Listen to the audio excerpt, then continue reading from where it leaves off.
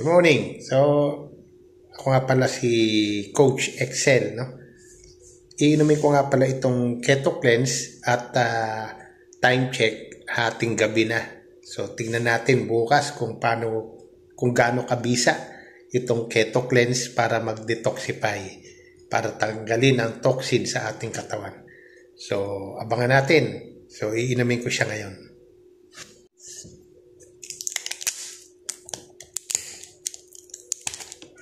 Abangan ang kasunod na kabanata.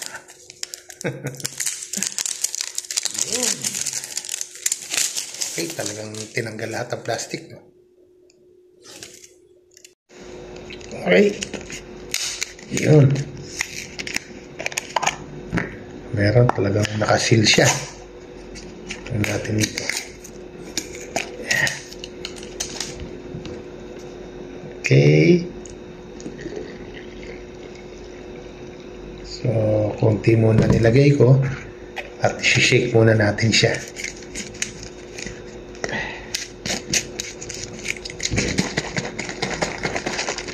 Keto Cleanse. Okay, lalagyan ko pa ng tubig para peel natin.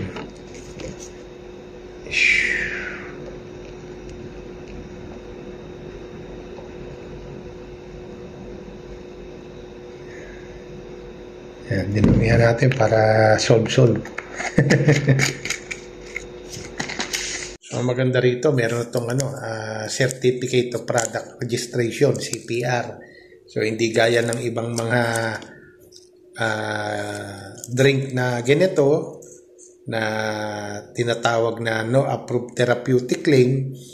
So, as in talagang wala silang sariling CPR o hindi siya registered, pero ito kumbaga registered to, kaya safe na safe tayo rito. O paano, inumin na natin. Abangan.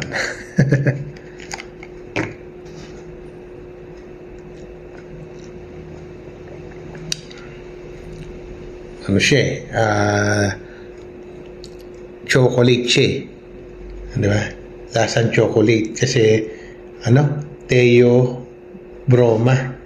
Theobroma. Yan. Pang detoxify sa una, talagang ilalabas niya, pero pag sa huli normal na lang siya, kumbaga malinis na yung iyong colon at mga katulad, kaya yung labas niya sa una iba, pero sa mga kasunod kumbaga yun yung regular, di ba? Sabi nga regular bowel movement, di ba? Hindi loose bowel movement, regular.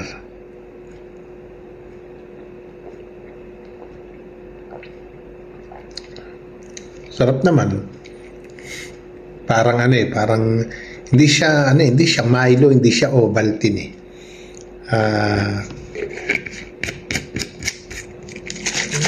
basta chocolate. Kokwa.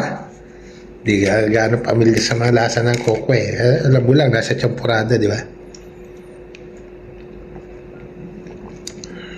O paano? Ubus na.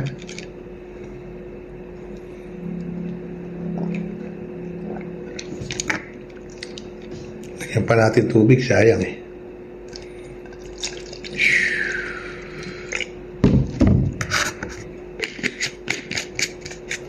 bukas balitaan ko kayo ano nangyari pero syempre hindi ko na i-video, yung magte-testimony na lang ako. Okay? Keto Cleanse power, diba? Paano? Bukas na lang balitaan ko kayo. God bless.